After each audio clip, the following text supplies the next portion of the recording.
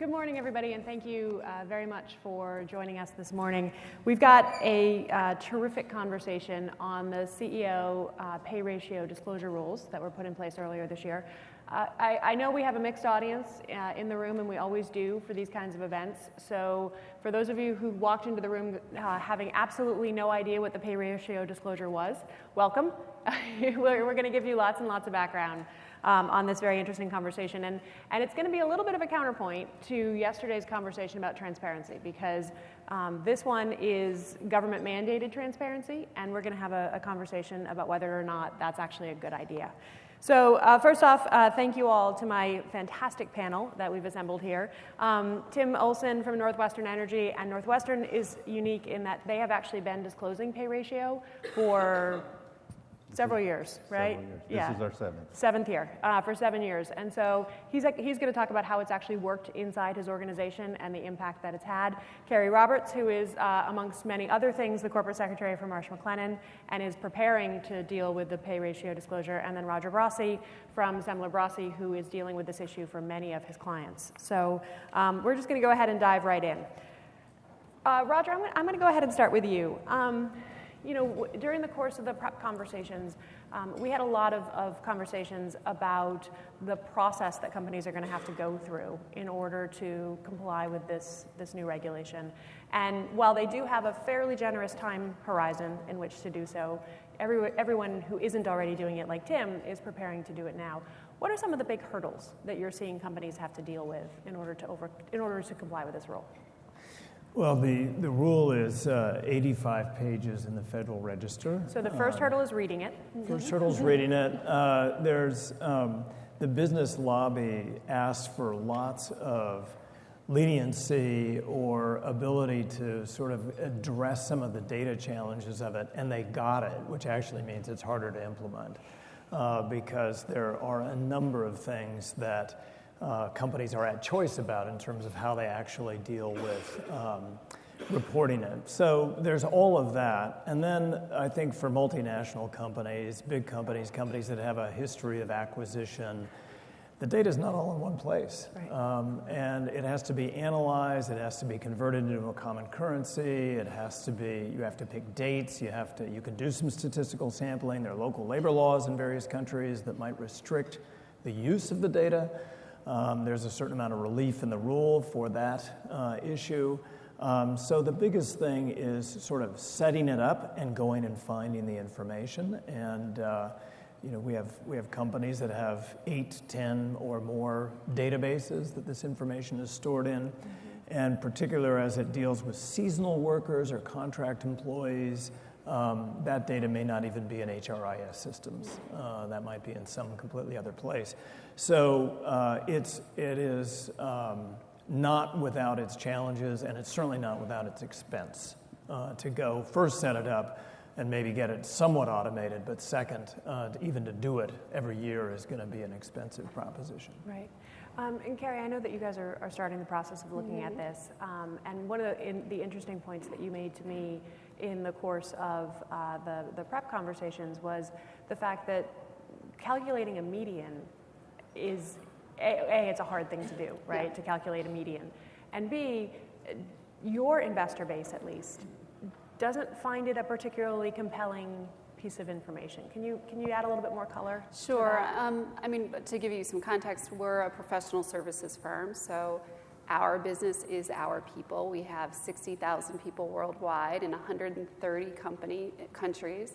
And so when you start thinking about finding our one median employee around the world, identifying that person, you know, that's going to take some effort. And as Roger indicated, we have a number of payroll systems, obviously. So it's not, all of that information is not in one place.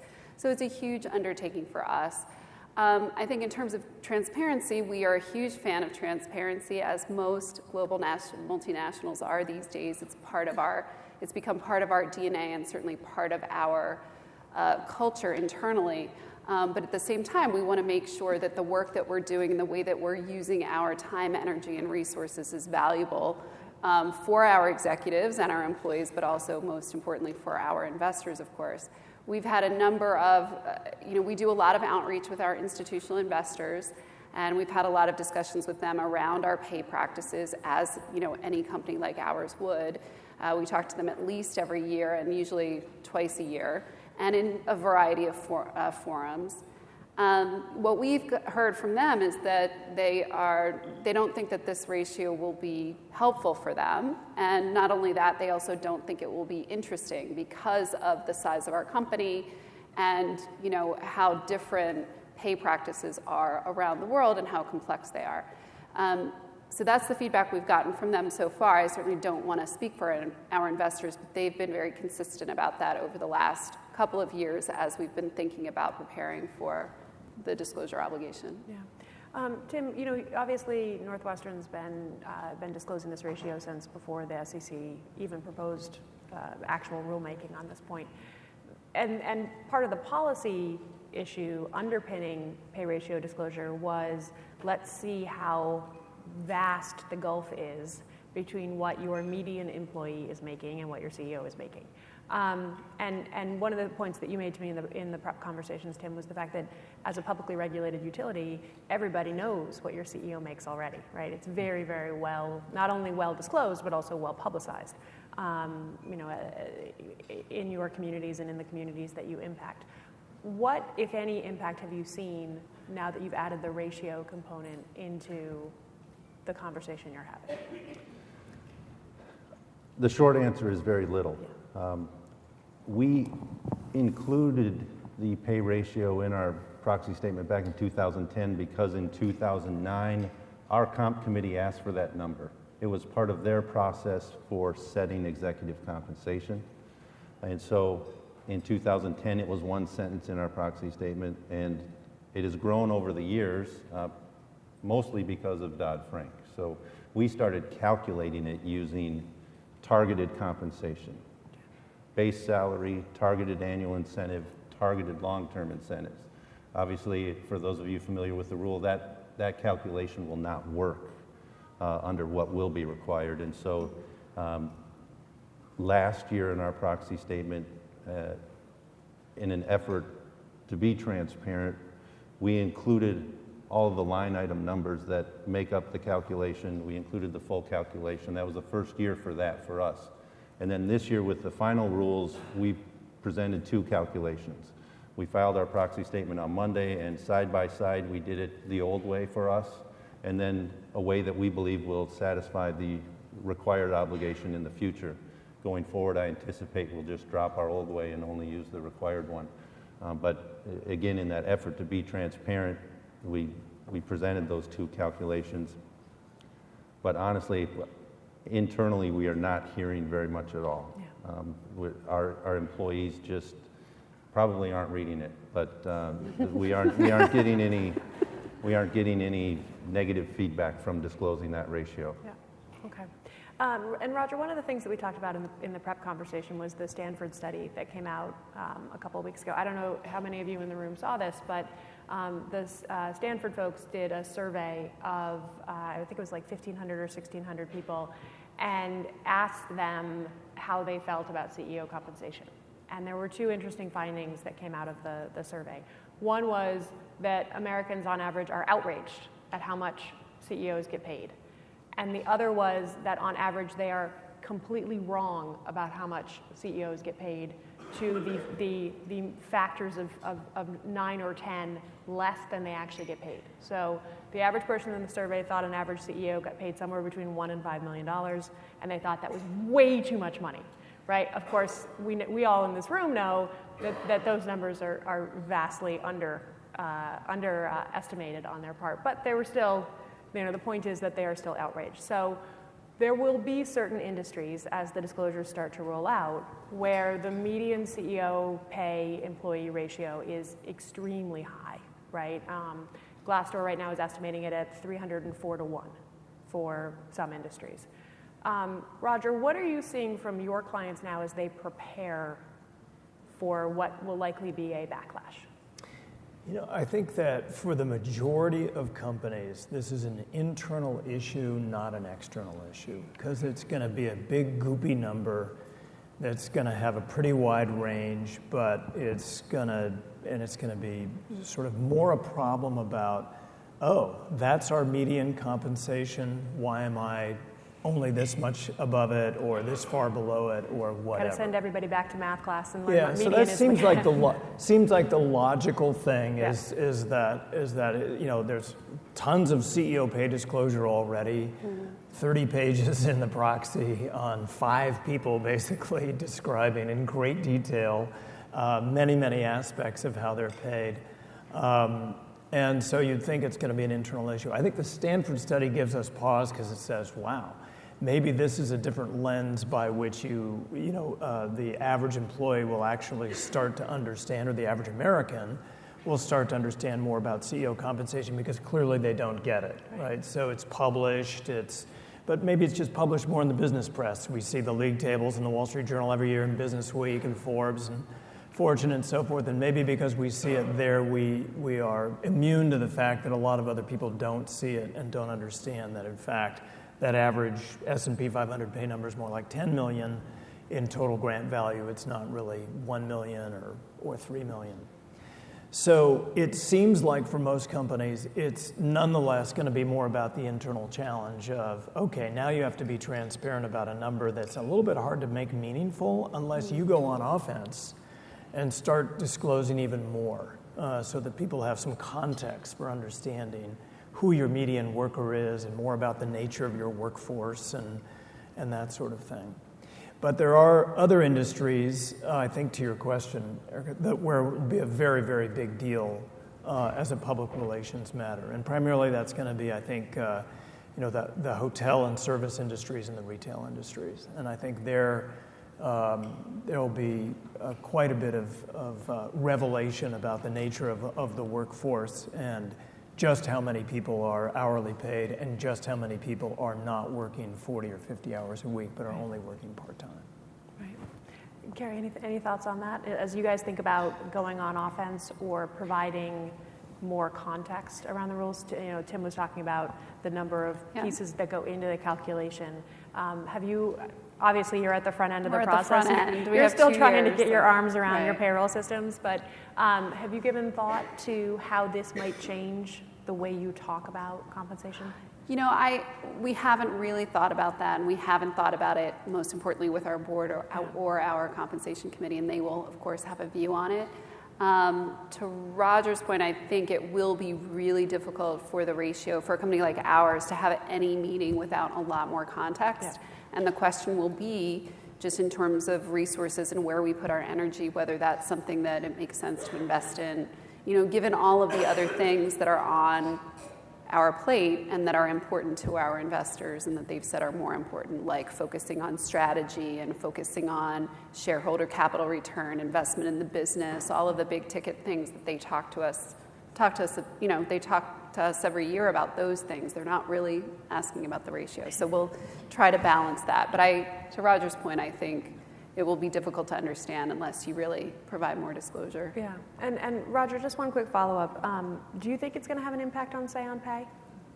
I think it is on the margins. We know, roughly 2/3 of ownership of public companies is in the hands of institutional investors.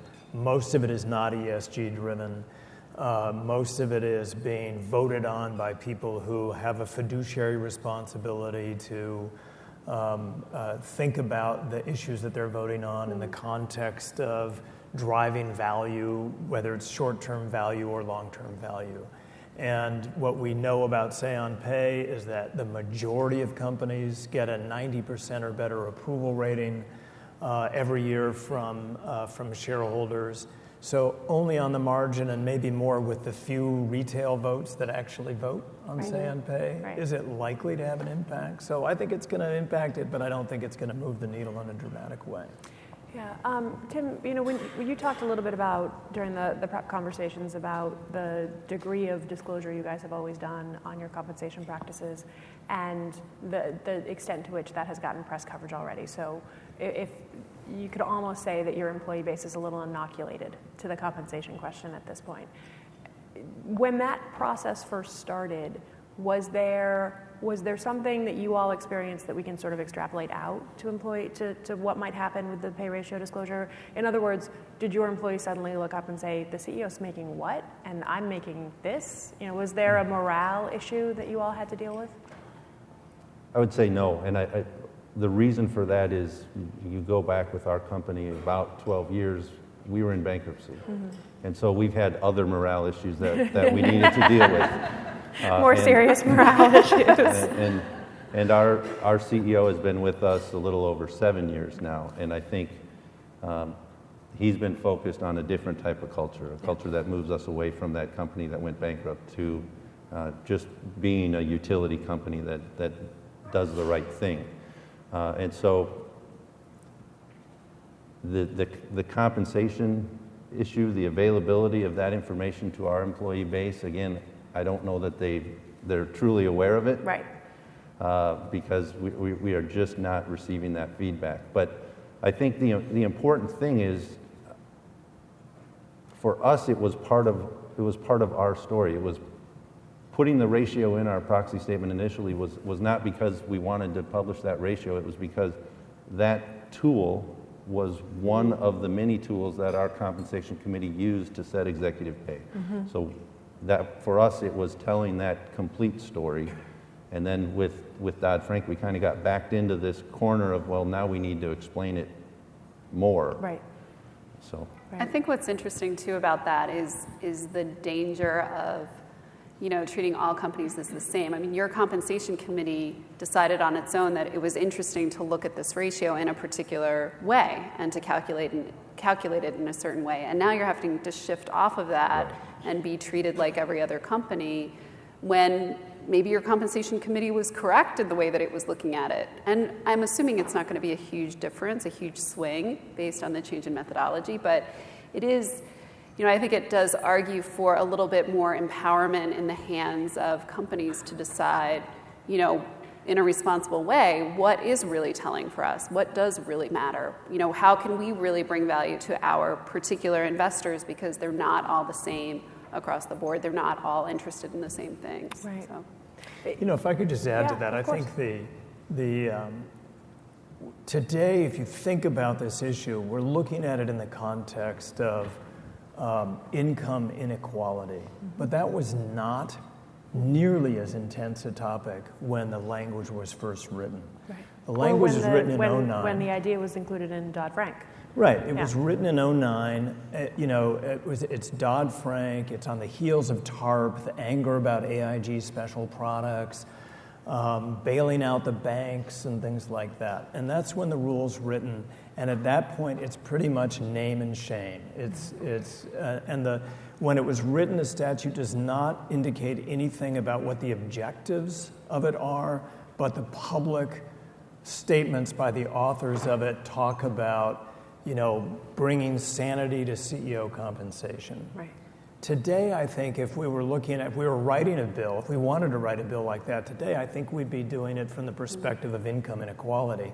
And we wouldn't focus on the median, which is a big, weird number that has all sorts of things driving it that have nothing to do with CEO compensation and nothing to do with income inequality. Right. I mean, we'd be looking at the bottom of the organization, and we'd be thinking about pay scales and entry-level pay scales and minimum wage and things like that. So if you're trying to sort of influence corporate America through social engineering of disclosure, you would have focused there. Mm-hmm. And instead, it's this median thing, and it's probably going to be, for most companies, just a big blob. An expensive one, but a blob.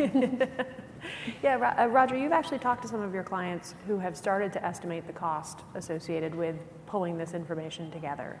I don't want to steal your thunder, so what are your clients? In terms of what we're seeing in terms of ranges? What are you seeing in terms of total cost on this? Actually, we think Glassdoor probably underestimates a lot of the numbers because they're sort of assuming everybody's full-time. Right. And this is where the services industries are really going to have a challenge in trying to explain their number because they'll have so many part-time and so many seasonal workers. Ironically, that given the energy of it was so directed against the financial services world, that industry is probably going to be sort of given a pass on this one. We have companies we work with in the Wall Street context who are going to have ratios of under 100 to 1. I think that most companies are going to be in the 200 to 400 range if you think about the S&P 500. Tim's company is somewhere around 20 or 25, but that's a regulated utility, with a market cap of about $3 billion. So if you think about a utility that's paying a CEO, well, your CEO, I think, has reported comp in the $2 million range. So if you look at a CEO running one of the giant multi-state utilities, it's going to be more like a $10 to $15 million number. So the ratio is going to look very, very different for companies like that. But we also believe that you will see some numbers that will be in the very, very high hundreds to one, like 800, 900, and maybe even cross into the 1,000 to 1 range. So it's going to be a very, very wide spectrum, but the majority of it's going to be in that 200 to 400 range for large cap companies. And then as you get down to lower cap, and this is where the ratio is going to be sort of meaningless because it's just not going to address, the size of a company has a lot to do with CEO compensation, but it doesn't have a lot to do with the median. Right. So it's going to be a very interesting set of sort of scaling down as you go down companies. And there will be some stories to tell. There will be. Yeah, sure. I think Roger raises a really good point there in comparing our utility that operates in 3 states to some of the larger utilities. And the problem with, my view that the problem with this rule is that it's going to be extremely hard to compare even within industries, those ratios, because different things affect that, just like Roger indicated. And then the rule also has flexibility built into it for companies because they couldn't craft a one-size-fits-all methodology to calculate this ratio. So companies have various choices they can make, and we went through that this year to try to present a calculation that fit within the rule. And so I just think it's going to be hard to compare. Right. It's going to be really hard to compare industry to industry, but even within the industry, ratios are going to be different. Because some people will choose one method of calculating their median, and another company is going to choose a slightly different method of calculating the median, and then one company is in Poland, and the currency there is at a different ratio. There's a lot of factors that go into that. Carrie, you said something really interesting to me during the prep conversation about the not just the monetary cost of doing this in terms of how much it's going to cost you to calculate the median and prepare the disclosure, but the opportunity cost associated with that. And Roger had shared a figure during prep that his clients are estimating that this is going to be somewhere between $500,000 to $2 million a year-ish to calculate this rule, but that obviously doesn't include the opportunity cost. Given the fact that you wear a compliance hat and a corporate secretary hat, what are you sad not to be able to do this year? What is that opportunity cost going to look like for you? Well, I think everyone in this room probably has a long list of projects that they want to undertake in their organizations, and you set priorities every year. We of course do compliance risk assessments. We refresh them on a periodic basis. They are incredibly data-driven, intense projects that require a lot of time and energy, and they are incredibly valuable for the most part. We learn a lot about the risks that our company faces as a result. We learn a lot about how best to manage those risks and how to design compliance programs that are most effective. Those kind of projects are huge undertakings. We scope them out for a year. We have complex project plans, and like most people in this room, there are probably a lot of people dedicated to that. But it's highly, highly beneficial. When I think about this project and I start slotting it in for the next 12 to 18 months, I think about the people that I'm going to pull from those kind of projects, the information technology systems that we may have to improve in order to, make the project work and get the data we need. When I think about that and I think about all the other places I could put it, I do find it a little bit frustrating, I will say. Of course, we will do it. It is our obligation. We will do it well. But I do certainly feel the loss of opportunity. And I think that the other thing that people often forget is, there are real people sitting in real companies, working on these projects. When we work on a corruption risk assessment, they actually see the value of that. They feel good about the result that comes out of that and the way that they can really make such a good contribution to the company. And I think when you have projects like the one we're talking about, they may not quite feel as empowered by it, I guess I would say. That's obviously a softer consideration, but it is something that when I think about our team, I do think about. Yeah. What's a different morale issue, right? It's a question of... And I don't want to overstate it. All public companies do a lot of things that, maybe you don't see the value right away, and ultimately you do see the value. And, of course, that's always a struggle in everything that we do day to day. But, it is something to consider, I think. Roger, I'd like to circle back around to the point that you made about the original reason behind the rule, sort of the name and shame game, right? There are still some, and some of the articles covering pay gap disclosure have quoted some of the folks who feel this way very strongly, that there is a meaningful story to tell in the concept of median to CEO pay ratio, and a lot of those voices are coming from the pension funds and some of the union organizations and people like that really want to understand the median information because it's going to help them figure out where they fit in the picture. Are your clients or your conversations with that audience, are you encountering that kind of a feeling that, yes, actually, I really want this information because it's going to do X, Y, and Z? It's interesting. Carrie mentioned that the investors in her company don't raise the topic. It's not a point of interest. And I think to what I was saying earlier, the majority of institutional investors would seem not to have a stake in the issue.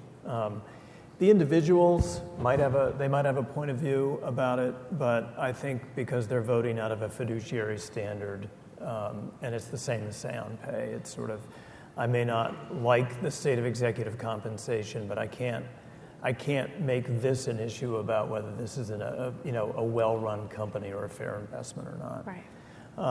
So as you say, I think there are state pension funds. There are the employee pension funds that are certainly engaged and interested in this topic. But again, it comes more, I think, out of an ESG context than it does. Is the company going to run better because it has a lower ratio, or is it going to have a better long-term return because it has a lower ratio? So I don't really see it, and I think you brought up say on pay, and I think I would say this. Looking at say on pay at the front end as we had to sort of think about how to implement it, it was hard to see how it was going to be very meaningful. Yeah. And I certainly was critical of it from that perspective and wondering whether we were just going to do tons and tons of work and have it not turn out. And a lot of people think because most companies get a 90% plus vote that it must not mean anything and that it didn't accomplish anything. But underneath it, I would say it radically has transformed. I would agree with that. Radically transformed the relationship between investors, companies, and boards. It's changing who needs to be on the board. You need people on the board who can really engage with institutional investors in thoughtful, comprehensive, and very thorough ways. So it hasn't lowered executive pay. Maybe it's put the brakes on some of it. I think it's de-risked it, and I think some years from now people will wake up and say, wait a second, we want more risk in executive pay, not less, in most instances or in many instances. But that's a longer topic for a different forum or a different panel. So I do look at say on pay as having a big impact. And I do wonder, even though I look at this and I'm critical of it for being sort of off the mark and too broad and full of implementation problems and more expensive compliance than maybe is, that isn't going to yield anything that's specific for what the SEC exists for, which is to make fair markets and fair disclosure. But I do wonder whether, in fact, maybe it will enhance the conversation about the nature of workforces and the disparity of how people get paid in the country.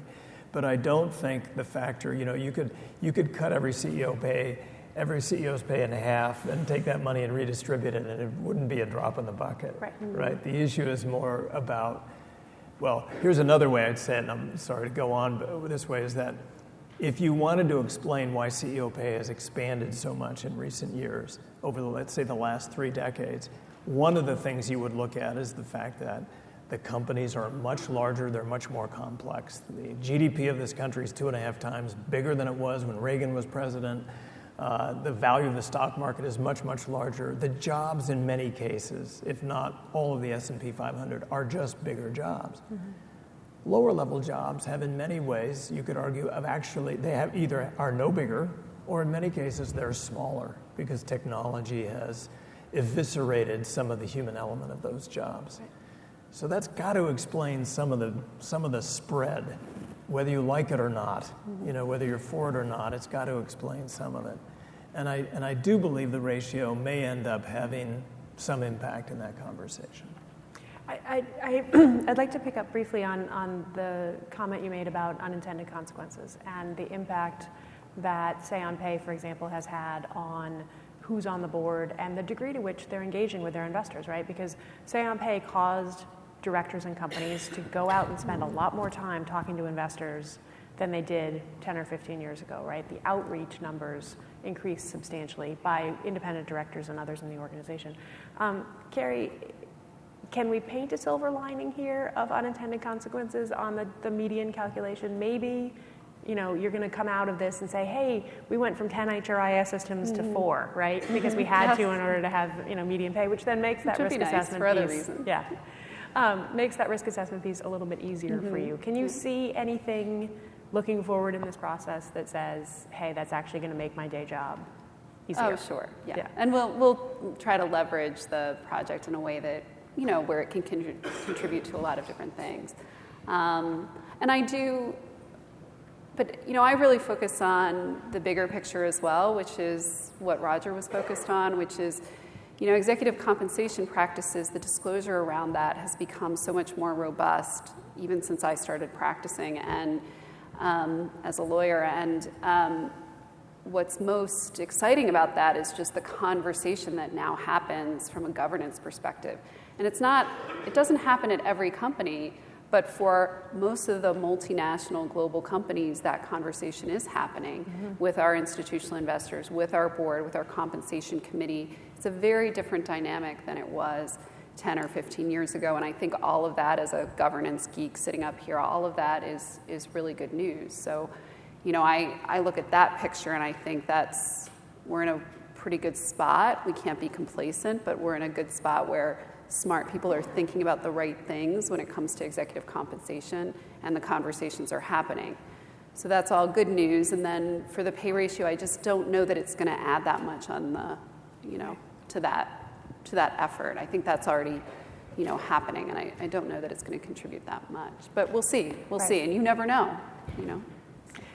So Tim, obviously, as somebody who's been through this, did the compensation conversation change dramatically inside the comp committee when they asked to add this component to your calculation? Was there a shift that you saw? Yeah, there was a shift. I think it was a progression that began in 2009 and continued on for several years about our compensation committee finding the right way to compensate our executives. Not just the CEO, the executive team. Exactly. Yeah. Not just the CEO, but the whole executives. And they looked at a number of things. Another thing that our compensation committee focused on pretty extensively, and they look at every single year, is wealth accumulation. What effect are our decisions having on our executives? And does that fit in with what we as a board, obviously not me, we as a board want? And so the discussion I would say that 2009 to 2013 period, as they were fine-tuning our compensation program, was really extensive. And it was interesting to hear some of that, and wish I could have been a fly on the wall for other parts of that conversation. And then I think they found that sweet spot for our compensation program, and we really haven't adjusted it much since 2013. So they worked really hard using a variety of tools like the pay ratio, like wealth accumulation and other peer analyses, et cetera, and found the compensation package that we think works appropriately for us. Okay, interesting. Has your compensation committee stayed static throughout that whole conversation? Do you have the same? It was led by the same chair throughout that period. Recently, we had some changes there. But yeah, relatively static. Relatively static. Okay. Roger, picking up on that on that point that Tim made about sort of the fine-tuning component, what kinds of conversations do you see happening in the comp committee environment, and what impact, if any, is the pay ratio having on that dialogue? You know, I think compensation committees have had their agenda fill up more and more and more over the last several years. And this is, I think, for most compensation committees, a great point of interest and curiosity, not a point of a lot of action or substance yet. Mm-hmm. For a long time, of course, it was one of those Dodd-Frank rules that was waiting to be written. And so we were talking about it and talking about it and talking about it, but it was unclear whether it was ever going to arrive. And now we do have, as you pointed out, a fairly long runway. It's going to show up in proxy statements in 2018. I also think the implementation issues are not the committee's problems. So even though there's some very important decisions that are going to be made in implementing the rule about which path to take within all of the sort of room for statistical sampling or date choosing and things like that, I don't think committees are going to be engaged in that. That's going to be the problem of management, and the staffs are going to have to figure that out, and I think most committees are going to trust that the staffs have been thoughtful about it and that sort of thing, and it's going to probably lead to a little industry of people who figure out how to manage these things and help companies make choices and things like that. So I don't think it's a committee issue yet. I also think that for most companies, it's going to be more of a, how are we prepared to deal with these issues internally? Mm-hmm. Right? So it's not going to be about the external concern of the shareholder as much as it's going to be, have you guys thought about what's going to happen with the broad employee population when they understand this information?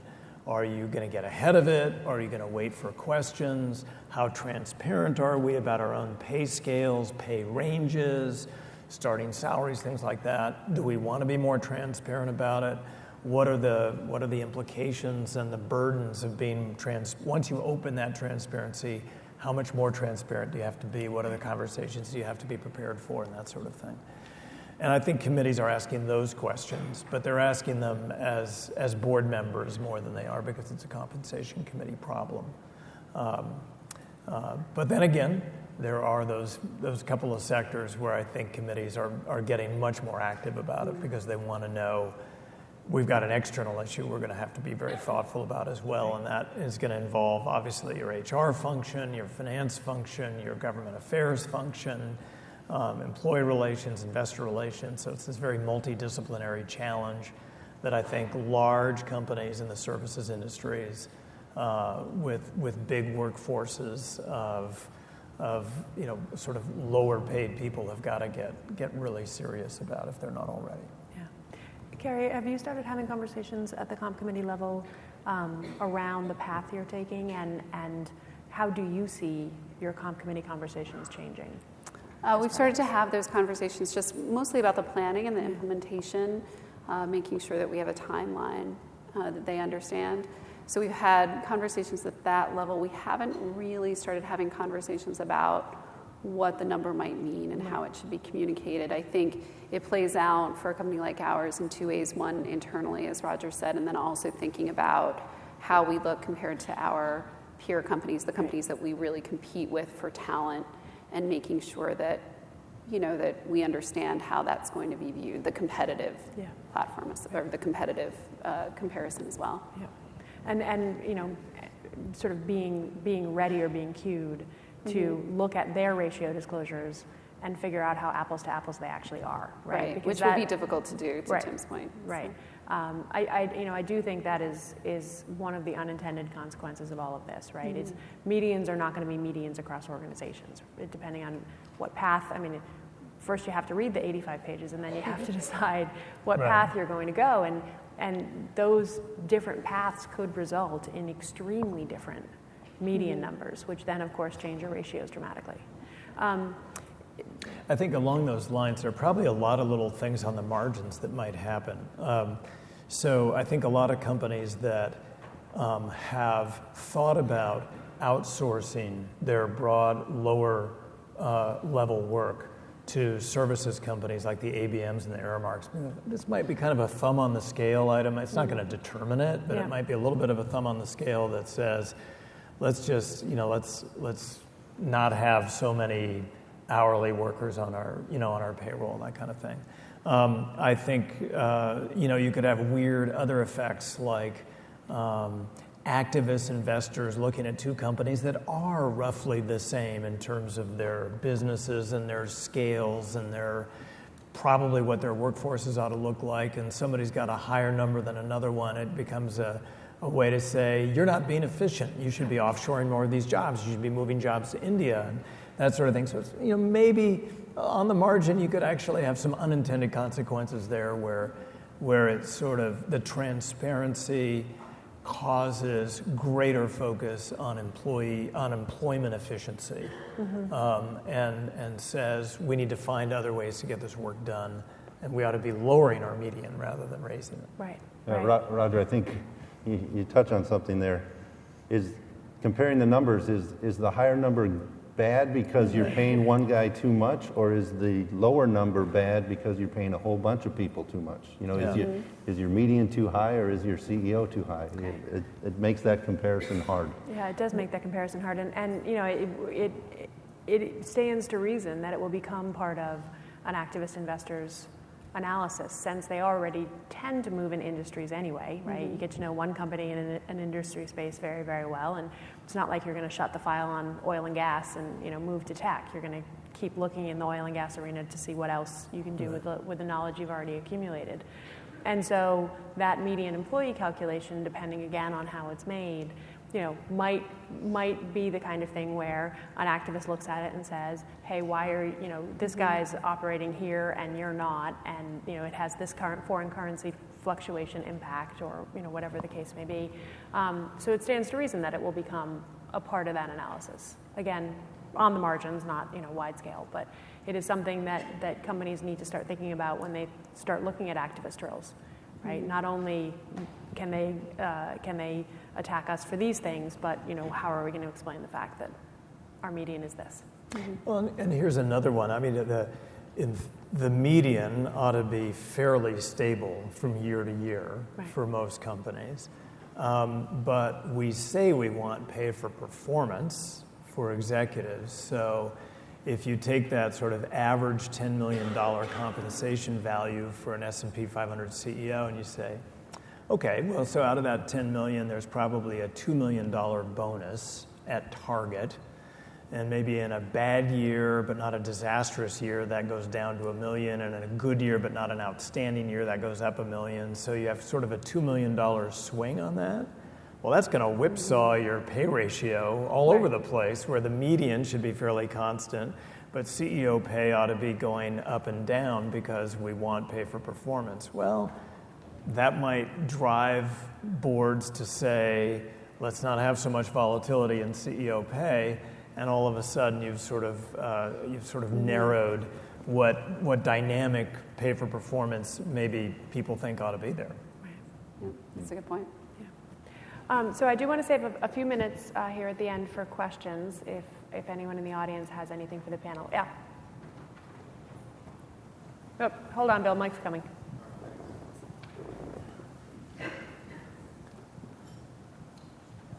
To ground this in ethics, I'd be interested in how many times does the discussion come up in terms of the ethical dimensions of pay for performance for executives, in terms of what incentives are created and how are they driving those incentives, and then the ethical dimension of that pay disparity that now you're going to be communicating, because there will be an ethical dimension to that to employees as they take a look at the disparity between themselves and the CEO pay. And how have those discussions occurred within the comp committees, or have they occurred? Yeah, it's a really good question. So, Roger, I don't know if you want to go ahead and start, but the long-term incentive and how you're incentivizing your CEOs to take what kind of actions from an ethics and compliance perspective is something that the E&C community has been talking about for a couple of years now. I think that Tim should talk about that question with respect to the transformation in his company post-bankruptcy that he alluded to. But I would say more generally that I think that these issues are largely disconnected for boards. And the reason I think they're largely disconnected is that the executive compensation discussions are focused around two major topics. One is sort of what's competitive. And so that's sort of the level setting exercise. And it's not generally, and this is why I think Tim should respond, that in the majority of cases, that's not about, and how does that compare to our entry-level wage, or how does that compare to our median compensation level? It's more, is this a fair wage to pay this individual for being the CEO or the chief financial officer or whatever? And then the second question is, how do we structure compensation so that it rewards for the things that we want it to reward for? And there's a wide sort of degree of practice or scope of practice in that. But in general, and I think this is where there's so many things that could compete to be on that menu to say, well, we want to pay for the following things. But for the sake of making it understandable, able to explain it to investors, able to explain it to executive populations, keeping it relatively simple and that sort of thing, pay is usually pretty much about broad strokes.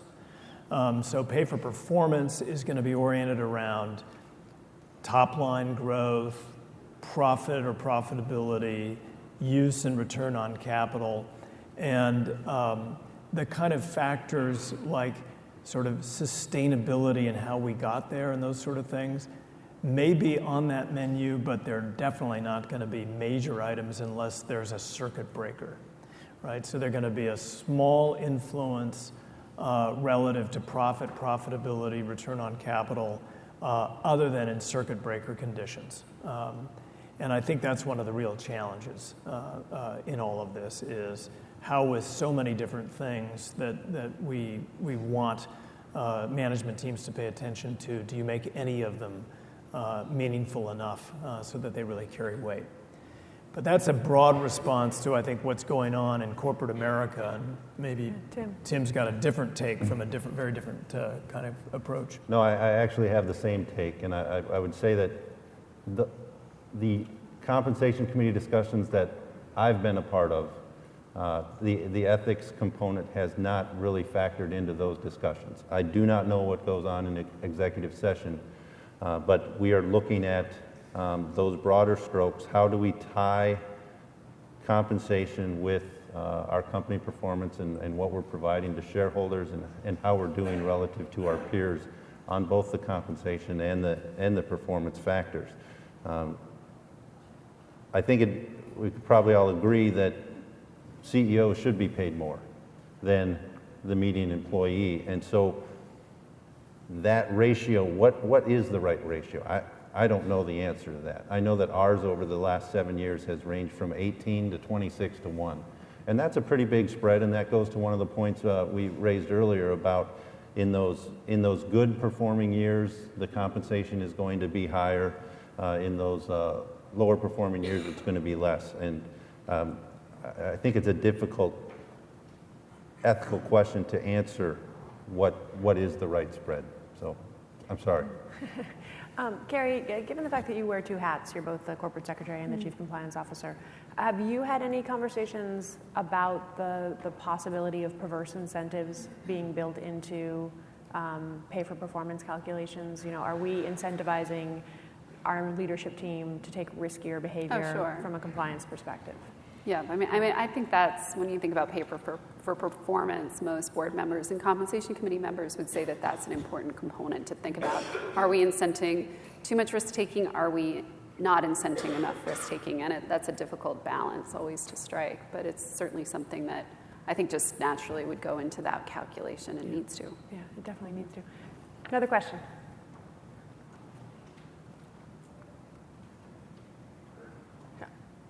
We've got a mic for you. in part following up on the previous question, to what extent does the effectiveness of a company's ethics and compliance program serve as a component of performance for executive compensation? And two, in light of the government's increasingly aggressive position on corporate governance, what's your experience been with the Justice Department, the SEC, or other regulators' positions regarding comp or any connection between comp and an ethics program? Carrie, do you want to take that first piece about that's the effectiveness of the E&C?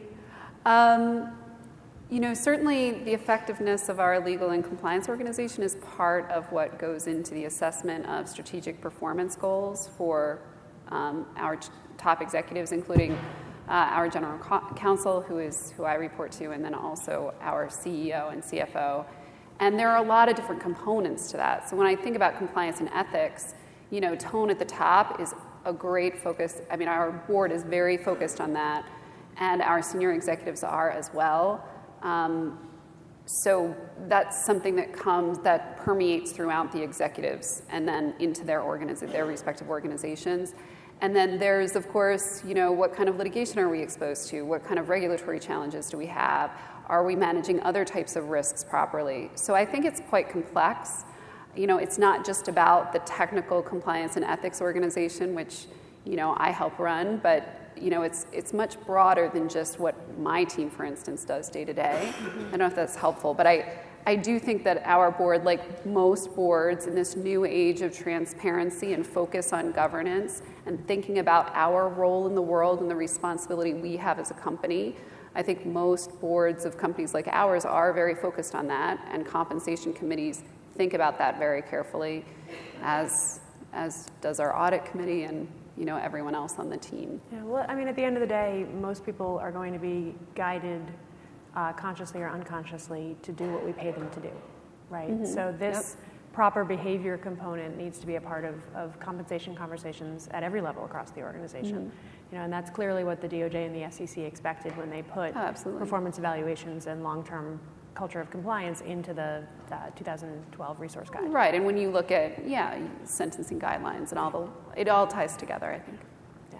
But I would say, I think there's a real tussle here because as much as, and I agree with Carrie, I mean, most of the companies we work with have very robust, full discussions about ethics and about integrity and about even if you just look at it not from a moral perspective, but reductively as an investment perspective and say, our reputation matters and is critical to our ability to do business and drive value over the long term.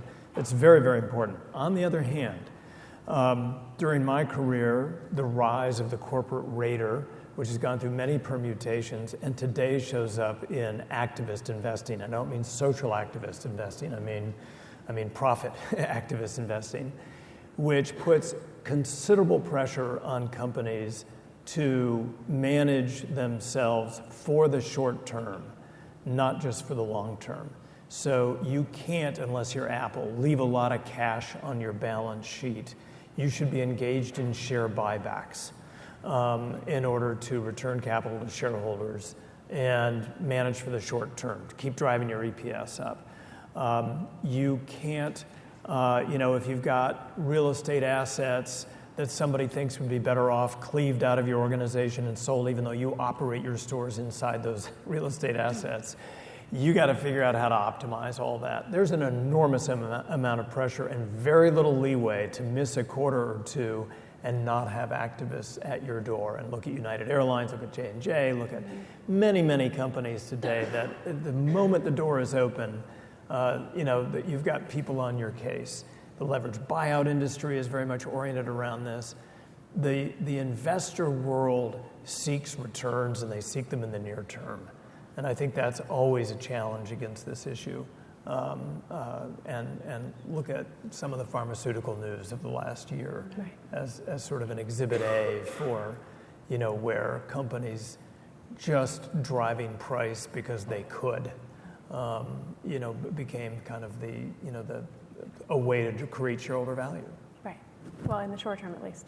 Yeah. Yeah, in the short term. Tim, any last thoughts given yours? We've got about a minute and a half left.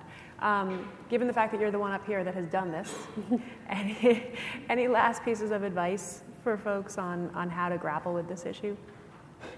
I'd speak to implementation. Yeah. And so there are a lot of choices for companies under this rule to make. What date you want to use for determining your pool of employees, who you include in that pool, whether you annualize someone's salary who's only worked for you part of the year, currency rates, et cetera. Most of you are going to experience a much more difficult and much more expensive implementation process than we experienced at Northwestern. And so I think the time is now to have those discussions if you aren't already having them, and start making those decisions to see how you can implement this disclosure. Okay. What about Carrie? Along the same lines, I guess I would say that it probably makes sense to start thinking about these things now in advance. Yeah. Roger? I just say one other thought is kind of the space to watch are the index investors. BlackRock, State Street, Vanguard own meaningful chunks of every public company in the country, not because they want to, not because they have an active investment thesis about that company, but because they have to, because the company's in the index. Therefore, their approach to corporate governance is really evolving, and it may be very, very different. And they may end up with a very different take on the pay ratio and some of the other topics that we're adjacently getting at than active investors who probably don't need, want, or care and would rather not see the pay ratio be implemented. Right.